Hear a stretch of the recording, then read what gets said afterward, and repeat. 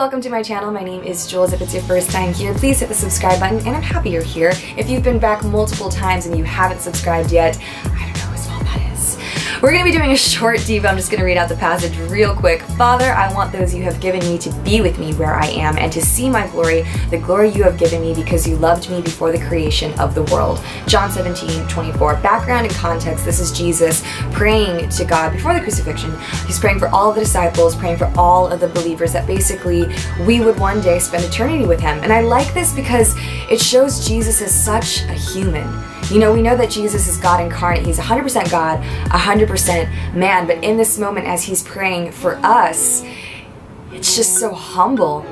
And I love that he's pleading to God. He's reaching out to God, our Father, on behalf of us. So our topic today is God doesn't need you, but God wants you.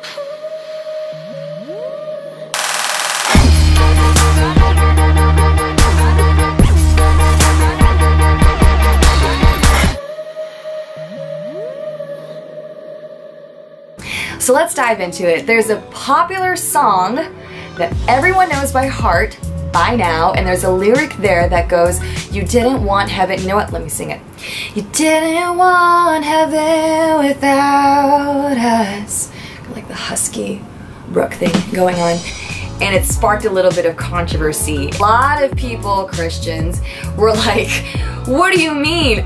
God doesn't want heaven without us. Are you trying to say that God needs us? Like God's all up alone in heaven, drinking tea by himself with no people to party with? I'm glad that they defended this because they said the beauty of the gospel is that it wasn't God's solution for him to come down and airlift us out of earth, but rather to bring heaven down to earth through the incarnation and ministry of Jesus. So the kingdom of earth has been brought down to earth. It's like really cool imagery. So it's like I see heaven, I see earth, and I see like Jesus here in between. And therefore now there's a connection with God and his people through Jesus. Are you understanding my demonstration? I have 3 simple points. Number 1 is that we're his children. We're his children and God wants a relationship with us. I think this resonates with anybody who's a parent. If you're a dad or mom, surprisingly watching my channel, and you have a kid, what's the one thing that you want from your kid? Good grades.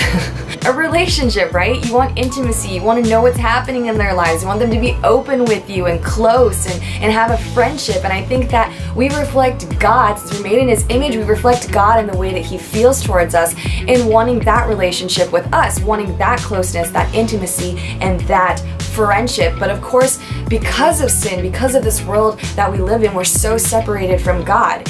And so the initial plan was always for God to bring his own child into the earth to die on our behalf. And it may be one of the most quoted scriptures, but it encompasses everything about God wanting us, and that is John 3:16. For God so loved the world. Come on, just say it with me. That he gave his only begotten son, and whosoever believes in him should not perish but have everlasting life. Good job, guys. So my second point is that Jesus is our way into eternity. He is our salvation. He is our living hope. It's not to be an easy believism thing where it's like, okay, Jesus, believe in you, ticket to eternity. God in his grace and in his love gives us a choice. He gives us free will. You know, relationship is a two-way street. And so I believe that God is reaching out to us. But there's a point where we're also choosing him. It's a point of reciprocation. And so number 2 is that Jesus is that point of reciprocation. And number 3, it's simply this, is that God wants to spend eternity with us. You know, in John 14:2-3, it says that in his house, in the Father's house, Jesus has gone to prepare a place for us, many mansions. And if I go and prepare a place for you, I will come again and receive you to myself, that where I am, there you may be also. So all of these are very, very interconnected scriptures about how God wants a relationship with us, about how God wants to spend eternity with us, about how God just wants that closeness and that intimacy, that he doesn't need us. But at the same time, he didn't make robots. There's nothing we can do for God. We're the ones who need God. But do we also want God? I always pose this question to Christians, is that if heaven were granted to you without God, heaven without God, would you still choose heaven? So I hope you guys liked this Devo. I hope you learned something from it, and if you did, then please do come back for the next one. I'll be coming out with another one very soon, but check out my cover first of Hallelujah Here Below, my worship mashup cover of Hallelujah Here Below by Elevation Worship and Living Hope by Phil Wickham, and I'll see you guys next time. Thanks for watching. Please do subscribe. Bless.